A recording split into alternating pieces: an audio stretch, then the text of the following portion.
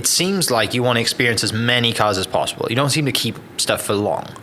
So what I've found a trend, cars that I really love seem to stick around for 4 or 5 years. Okay. That's been a consistent thing. And I don't know why it's that time frame. My first love was a 99 C5 hardtop Corvette. I poured my blood, sweat, and tears into that car. Had 1,000 horsepower back when nobody had 1,000 horsepower. Yeah. The thing was a rocket in 2003, 2004. Yeah, now that's just, I mean, obviously you got Tesla doing that in a sedan with crazy torque. Mm-hmm. But yeah, so what I've kind of, and it's a constant work in progress on trying to see like what I really want in cars. What I've learned probably a decade or so ago is like, don't worry about the car. Like, what do you want out of the car? Like, what are the traits you want in a car? And so like the stuff that's important to me is like sound. Obviously it's got to be fast. I've been a horsepower junkie from day one.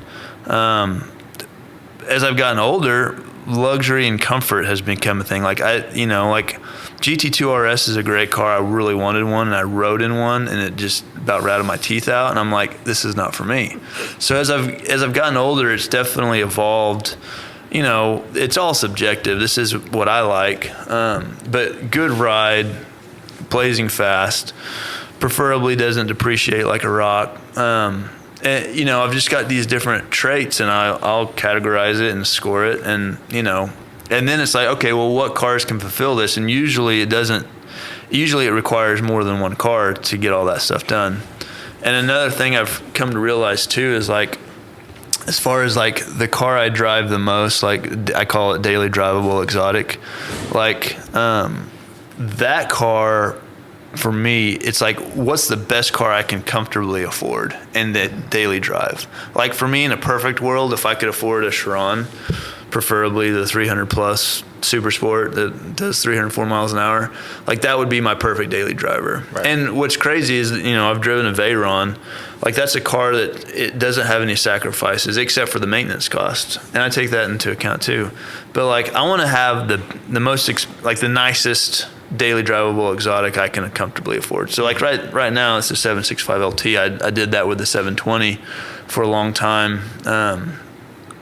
For 3 years, put 33,000 miles on it, but I think I'll outrun that pretty fast in the 765. It's just, it does everything great. And so, and it's, so 4 or 5 years, it'll probably take that for something to come out that will eclipse that. Yeah. I would imagine, it's a Spider, the top comes down. So, the cars I've had for 4 or 5 years were my Vet, then I kind of had a multitude of Vipers. I went through a Viper phase. So like that was like a 5-year phase of multiple Vipers. But then the ultimate Viper, after experiencing all of that, was a 2,000 horsepower twin turbo Viper that I raced. It was a Lambo hunter. I was wanting to race the underground racing guys, and I had good success with it. I won some big events and placed second a couple times at some big events, and that was, I had that car for 4 or 5 years. I loved it, and it took having a kid to get me out of that scene. And I was at Thunder Valley one night on a local event and almost crashed the car twice. One guy ran across the track and almost took me out, and then another time I got out of the groove and was doing 180 miles an hour at the end of the track, and I thought I hit the wall, but I didn't. But I got out of the groove and it took everything in me to get the car under control. But my 4-month-old was sitting there watching, or I mean, she didn't know what she was watching, but she was there. My wife and 4-month-old were at the starting line watching all this happen. And I got to the pits, the first thing out of my mouth was like, this isn't fun. Yeah. I told my wife. And, she's a rock star. She supports whatever I want to do with cars. And she's like, what do you mean? I was like, I've almost crashed twice tonight. You guys are way more important to me. And so, it took me 6 months I toiled knowing I should sell the car. I toiled with it for 6 months. I finally sold it. I've just never looked back. I've never looked back on that. But so that was a car I kept for about 5 years. And then in the meantime, in 2012, I'd bought a Gallardo. I kept that car for 5 years. And again, it was a daily drivable exotic. It did a lot of things great. But it had some sacrifices. Cars hadn't evolved quite enough at that point. It's 2004 technology. So after the Gallardo, I went to, I got a twin turbo Gallardo, drove that for a year. I was like, this is amazing, but it's got some sacrifices. The ride's kind of rough. I'm kind of tired of Gallardos. I'd had a couple of other ones that I bought and sold. So I was like, I really want a twin turbo Huracan. I've had so much fun with a turbo platform. And I'm a horsepower junkie, so I bought a twin turbo Huracan underground car. It was already done, turnkey. And in a 4-month span, I broke the transmission, took 4 months to fix, and then broke another transmission 1,000 miles later. Yeah. And at that point, 2018, they didn't have the billet transmissions dialed in yet. And I was just like, gosh, I know now, like all the emotional and financial strain of a race car, like the Viper, like I'd had my fill. And so I was like, I'm not signing up for this on the Huracan. I spent $75,000 repairing the Huracan. I had it for a year, $75,000 in repairs. I only got 5 months of enjoyability out of it. So I was like, what's something that's pretty dang reliable and it's fast and comfortable, serves all my, because I was good at, I literally daily drove the twin turbo Huracan. Yeah.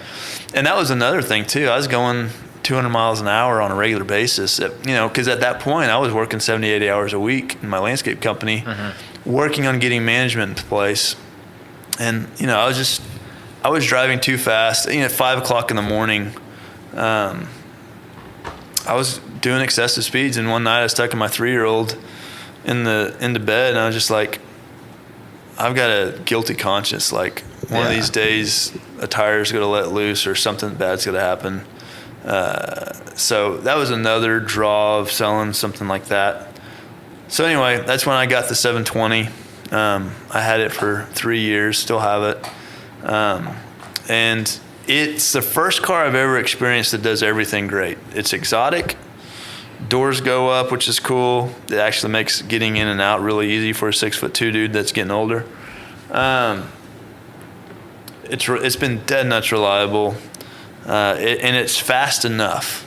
A good gauge for me on what's fast enough is Isabella, my 6-year-old, doesn't make her tummy hurt, because she'll say that makes my tummy hurt, and it does that. I mean, I think if a car quarter mile traps 140 miles an hour or faster, that is enough for me.